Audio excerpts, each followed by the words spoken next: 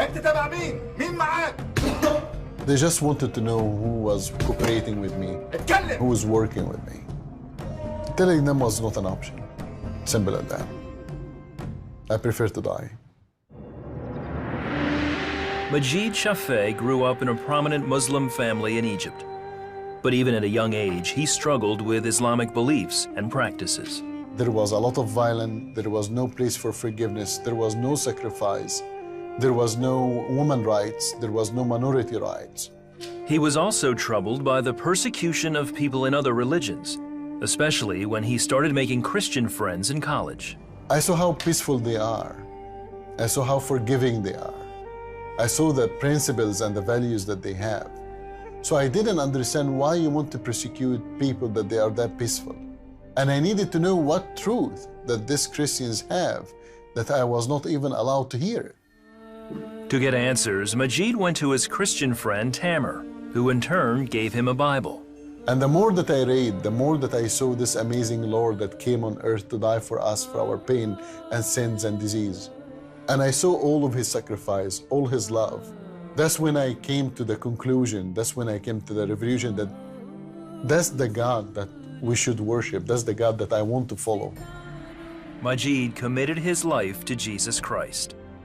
This feeling of freedom, this feeling of liberation, there is nothing like when you know that you are a child of God and you are not a slave. Shortly after, Majid and Tamer formed an underground organization. They used caves to hide their church services and other activities.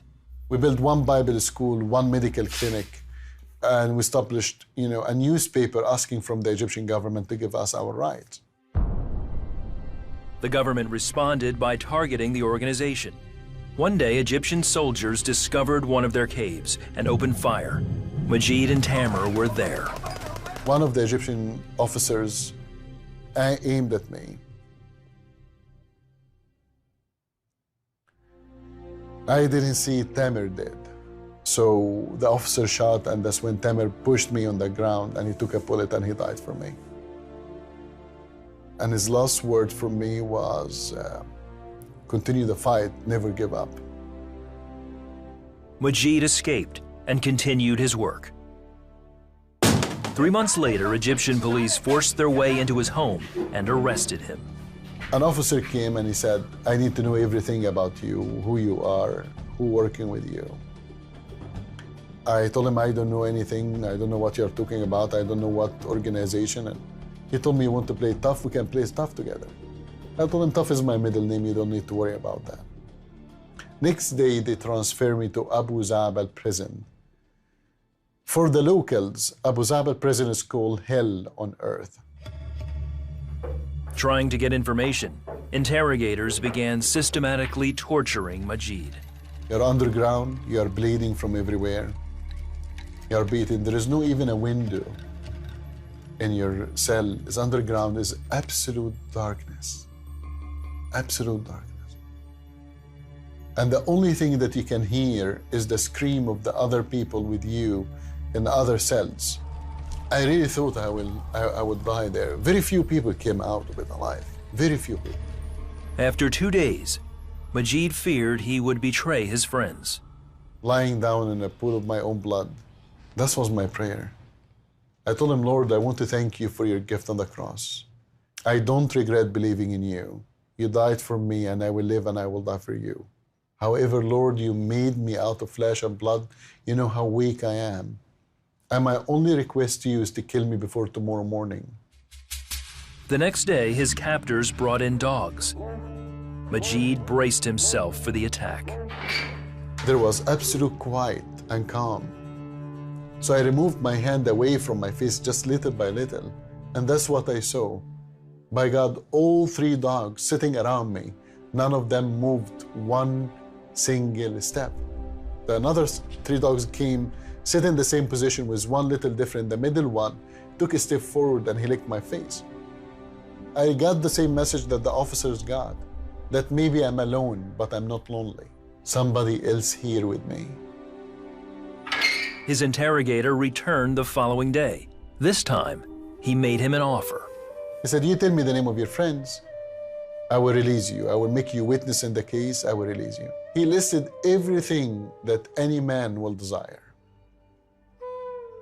I looked at him. I told him, oh, that's a very good deal. I will take it. Go get me food and water, and after that we'll talk together. He said, whatever you like, I will bring it to you. I told him, shish kebab.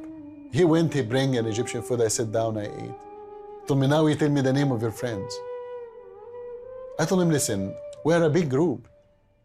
Thousands of us. I will not remember all of us, but I can give you the name of our leader.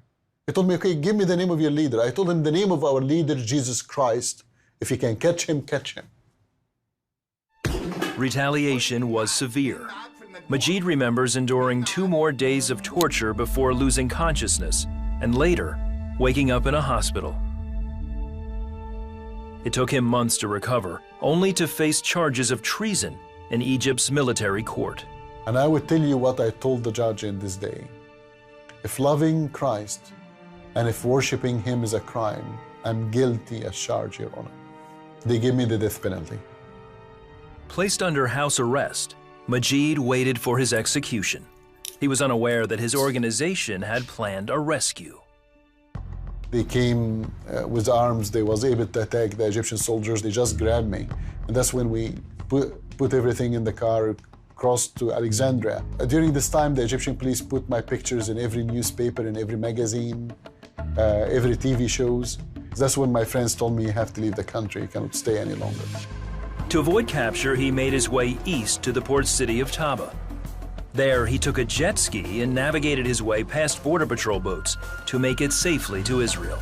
And I surrendered to the Israeli police. And through Amnesty International and United Nations, I was accepted as a landed political refugee. Eventually, Majid made his way to Canada, where today he leads One Free World International, a human rights organization committed to helping persecuted people worldwide. He's my Lord and my Savior, my best friend.